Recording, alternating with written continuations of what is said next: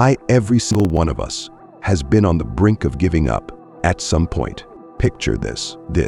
It's the end of yet another grueling day, and you're sitting there, feeling the weight of the world crushing down on you. But here's a twist. Did you know that historically, many of the greatest breakthroughs in life come shortly after these moments of sheer doubt and exhaustion? It's true, and it's a secret that Stoics have embraced for centuries. Today, we're diving deep into the world of Stoic philosophy to uncover powerful life lessons that help us stay strong, even when quitting seems like the only option. These aren't just tips, they are battle-tested strategies that teach us how to transform our lowest points into the foundations of our greatest achievements. Stick around, because you're about to discover how to harness your struggles to fuel your triumphs. Let's explore these transformative insights together. And maybe, just maybe, we'll see why every challenge is an opportunity in disguise. If you appreciate what we're doing here and want to support this journey, a simple free favor I'll ask from you is to hit the subscribe button, and please don't skip any part of the video so you can fully embrace the transformative power of what we're about to dive into. Let's get started. I know how that sounds. It's counterintuitive, right? Pain is something most of us, a condition to avoid at all costs. But what if I told you that pain, in all its discomfort and intensity, holds invaluable lessons that nothing else in life could teach us? It's a tough concept to wrap our heads around, but it's a core tenet of Stoicism. The Stoics, those ancient philosophers who are known for their practical wisdom, they didn't just endure pain, they embraced it as an essential part of their personal growth. They believed that facing pain head-on was not a test of suffering, but an opportunity to strengthen one's character and resolve. When you begin to see pain as a teacher rather than an enemy, your whole perspective shifts. Instead of running from it, you meet it with curiosity. What can this teach me? Think about the times when you've been in pain, whether it was emotional, heart-attached from loss, or disappointment, or physical pain from pushing your limits. Reflect on how those moments forced you to confront realities you might have otherwise ignored. Pain strips away the superficial layers of our lives and reveals our true vulnerabilities and strengths. It pushes us to our limits and beyond, showing us that we are capable of enduring and eventually overcoming more than we often believe. For example, remember a time when you felt like everything was falling apart. Perhaps you faced a personal failure, or life threw an unexpected tragedy your way. The pain from those experiences was likely overwhelming, but in that intensity, there was clarity too, wasn't there? It forced you to look inward, to really examine your values, your resilience, your ability to adapt. It's not pleasant. It's not something we look forward to. But in its wake, we often find a renewed sense of self, a sturdier foundation upon which to rebuild. So when I say embrace pain, I don't mean seek it out or wallow in misery. What I mean is to acknowledge pain when it arrives, to respect its role in your life as a harsh but effective teacher. Use it as a tool to fortify your inner strength. Let it refine you, like fire refining gold. Stoicism teaches us that by altering our reaction to pain, by choosing to see the value in suffering, we can transform potentially crippling experiences into powerful lessons in endurance and resilience. In today's hyper-connected world, where being constantly on and plugged in is the norm, carving out moments for solitude can seem not just old-fashioned, but downright challenging. Yet here's where Stoicism brings us back to something profoundly simple, yet powerful. Stoicism teaches us the value of turning inward and how those quiet moments alone can be incredibly strengthening. You see, solitude isn't about loneliness or isolation. It's about intentionally stepping back to gain clarity and peace. It's in these quiet moments that we can truly reconnect with our deepest thoughts and feelings, away from the noise and demands of the outside world. When you allow yourself to step into solitude, you're not running away from the chaos. You're taking control over your inner landscape. You're giving yourself the space to think, to reflect, and to just be. For Stoics, solitude is an essential practice for self-reflection and self-sufficiency. It teaches us to rely on our own judgment and resources, reinforcing the idea that we have within us the strength to face any adversity. In solitude, you get to converse with yourself as deeply and honestly as you possibly can, confronting your true feelings and the dilemmas you usually avoid in the hustle and bustle of daily life. Think about the last time you really had a moment to yourself. What did it feel like? If initially it felt uncomfortable, that's natural. We're so accustomed to constant stimulation that silence can feel overwhelming. Yet, as you settle into the quiet, you might notice things you've been pushing to the back of your mind. Solutions to problems might emerge, or new creative ideas might spring forth. You see, solitude can be a powerful catalyst for creativity and problem solving. It gives you the room to think differently, to break free from the echo chamber of public opinion. And let's not forget, in those silent moments, you're also building resilience. Solitude teaches you to enjoy your own company, to cultivate peace within, rather than seeking it from external sources. This doesn't mean cutting yourself off from the world. Instead, it's about balancing your social interactions with periods where you focus on developing your own thoughts and reflections. Stoicism doesn't just recommend solitude, it celebrates it as a vital ingredient to personal growth and inner freedom. Marcus Aurelius often wrote about the power of retreating into one's own mind to find peace. He saw solitude as a time to fortify his spirit against the challenges of his external environment. So I encourage you to embrace solitude, not as a sign of social deficiency, but as a strategic retreat where you can recharge, rethink, and realign with your deepest values. Start small. If you have to, dedicate a few minutes each day to just sit quietly with your thoughts, maybe at the start of the day, or as a way to wind down in the evening. Over time, you might just find that these moments of solitude are not only refreshing, but are powerful tools in maintaining your mental and emotional well-being. Now, before you jump to conclusions, let me clarify what this means in the Stoic sense. It's not about abandoning all your ambitions or drifting aimlessly through life. Rather, it's about loosening the grip on rigid, hyper-specific outcomes that can often lead us to more frustration than fulfillment. It's about embracing flexibility and focusing more on the journey than just the destination. In Stoicism, there's a powerful emphasis on living in accordance with nature, which includes our own nature, our capabilities, circumstances, and the reality of our environment.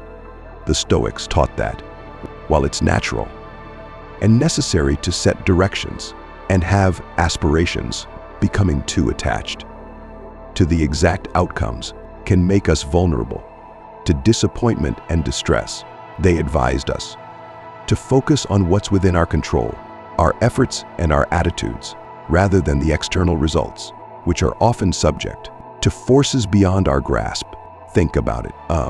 How many times have you set a precise goal only to find yourself stressed out by the pressure to achieve it, or crushed if things didn't go as planned?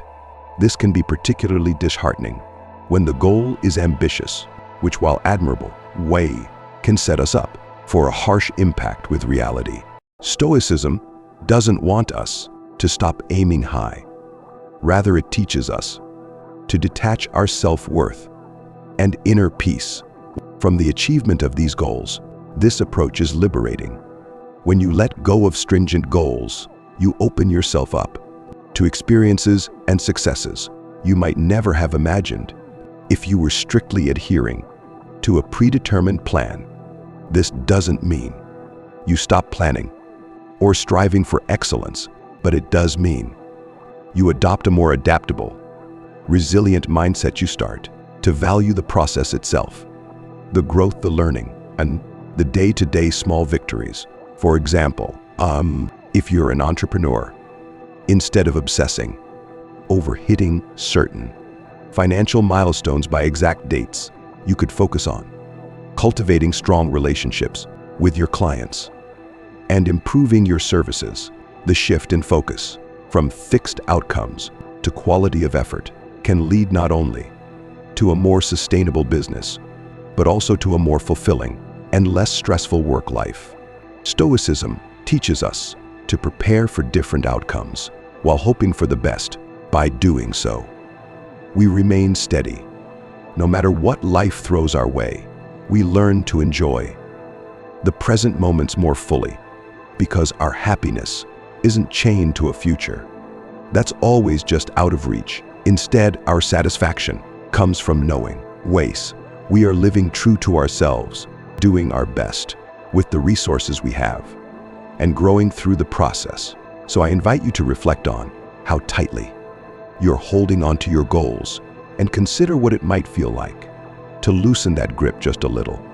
What could you discover about yourself and your path if you gave yourself the permission to explore without the heavy weight of absolute goals? Embracing this Stoic lesson might just change not only how you pursue your dreams, but how you experience every step along the way. This lesson flips a common desire on its head, the desire for a comfortable life. In our quest for ease and security, we might miss out on the very experiences that forge the strongest parts of our character. Stoicism teaches us that real growth and the deepest fulfillment doesn't come from a life of comfort and ease, but from one that challenges us and pushes our boundaries. Embracing challenges instead of always seeking comfort is about making a conscious choice to step into situations that test our resilience and expand our capabilities. It's about understanding that comfort often equates to stagnation, while challenges can propel us forward, helping us to grow in strength and wisdom. Think about the last time you really pushed yourself out of your comfort zone. Maybe it was learning a new skill, tackling a difficult project at work, or even standing up for what you believe in. When it was easier to stay silent, recall how alive you felt and how those experiences shaped you into a stronger, more capable person. Stoicism doesn't just accept the presence of challenges, it welcomes them as essential components of a fulfilling life. Stoics like Seneca and Epictetus emphasize that the difficulties we face are not merely obstacles, but opportunities to practice virtues like courage, perseverance, and adaptability. Each challenge offers a chance to prove to ourselves that we are capable of more than we might think. And each victory, no matter how small, builds our confidence and fortifies our resolve. In practical terms, seeking out challenges might mean setting goals that scare you a bit because they force you to stretch beyond what you think is possible. It might mean volunteering for a project that seems a little out of your depth, or embracing leadership roles when you usually shy away from the spotlight. It's about saying yes to opportunities that might initially make you uncomfortable because you know they will help you grow. And let's be clear, seeking challenges is not about being reckless or putting yourself in harm's way. It's about intelligently expanding your boundaries and consciously choosing paths that test your abilities and beliefs. It's about cultivating a mindset that sees difficult situations not as threats, but as valuable lessons that are crucial for personal growth. By routinely stepping into challenging situations, you also build resilience. Life is unpredictable, and comfort can sometimes leave us ill-prepared for when things go awry. But if you're accustomed to facing and overcoming challenges, you're better equipped to handle whatever life throws your way. You become more adaptable, more innovative, and more resilient, qualities that are invaluable no matter your life's path. So I challenge you, no pun intended, to reflect on how you can seek out challenges instead of settling for comfort. Embrace the discomfort that comes with growth. It won't always be easy, but it will be worth it. Remember, diamonds are formed under pressure, and like those diamonds, the most challenging experiences can produce the most valuable results in your life. This might sound a bit stark at first. After all, emotions are a big part of what makes us human. But what we're diving into here isn't about suppressing or ignoring your feelings. Instead, it's about not letting those emotions dictate your actions or cloud your judgment. This is a profound Stoic practice that aims to foster clarity and strength in our lives. Stoicism teaches that while we can't control what happens to us, we can control how we respond. Our emotions, if left unchecked, can lead us to make impulsive decisions or become overwhelmed. That's why the Stoics emphasize the importance of observing our emotions without immediately reacting to them. By understanding our feelings and their triggers, we can choose responses that are in alignment with our values and long-term goals. Think about a time when anger, frustration, or fear dominated your reaction to a situation. Perhaps it led to words or actions you later regretted. Now imagine if you had taken a moment to step back and observe that emotion, to really understand why you were feeling that way, without immediately acting on it. That space between feeling and action is where Stoic wisdom lies. It's where we gain the power to decide how we want to proceed, guided by reason rather than raw emotion. Detaching from emotions doesn't mean you become robotic or uncaring. On the contrary, it means you're striving to engage with life in a way that is thoughtful and intentional. You acknowledge and respect your emotions, but you also keep them from steering the ship. This leads to a more balanced life, where you're not tossed around by the waves of feelings, but instead navigate through them with purpose and poise. In practice, detaching from emotions can start with simple mindfulness techniques. When a strong emotion arises, take a moment to breathe deeply and identify what you're feeling. Ask yourself, what's the source of this emotion? Is my reaction proportionate to the situation? How can I respond in a way that aligns with my principles? This kind of questioning can help you avoid knee-jerk reactions and make choices that you won't regret later. Moreover, by practicing emotional detachment, you'll find that you can face life's challenges with a clearer head. Challenges become less about how they make you feel and more about what they represent and how you can handle them. This shift in perspective is incredibly empowering.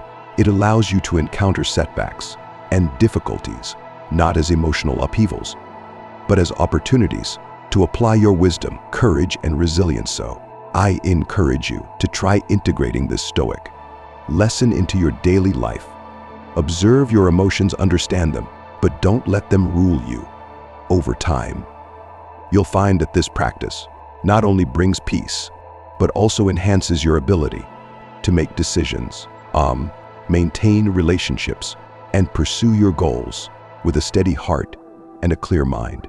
This one is all about recognizing your worth, and stepping up to assert it, especially in moments It's about taking the reins. In advocating for yourself, your needs and your values, this isn't about arrogance or ego. It's about respecting yourself enough to make sure others respect you too. Stoicism teaches us in one's own virtues and capabilities by being your own advocate means or expecting others, and then reward them instead. It's about valuing your work and your contributions enough to stand up for them and ensure they're recognized, and speaking up when something doesn't align with your values. Imagine you're at work and you've put your heart when it's time for credit and recognition. You might feel a natural hesitancy to step forward. Perhaps it feels somewhat uncomfortable or boastful. But advocating, it's about honestly presenting your achievements and ensuring they're acknowledged. It's about being fair to yourself. If you don't communicate your value, you can't expect others to recognize it on their own. This stoic approach, or being overlooked, which can fester when we don't take action to assert our worth. By being proactive, we take control of our professional narrative and personal satisfaction. It means having those asking for feedback, negotiating for better terms, or even standing up for your ideas in a meeting. Practically, this might start with small steps. Begin by acknowledging your achievements to yourself. Write them down if you have to. Then start articulating these achievements in your interactions. Practice expressing your thoughts in team meetings. Share your successes in performance reviews. For opportunities that align with your career goals, being your own advocate also means protecting your time and your emotional energy. It involves saying no to projects that don't align with your goals or that infringe on your well-being. When you're stretched too thin and need to step back, or when you need to push forward to take on new challenges that excite you and align with your personal growth. Moreover, mastering this self-advocacy is crucial, but in every aspect of life, it builds a foundation of self-respect and strength, qualities that enable you to interact with the world in a more confident and directed manner. It helps you navigate life, but as an active, engaged creator of your own destiny. Being your own advocate, it's a stoic lesson that reinforces not just career success or social acknowledgement,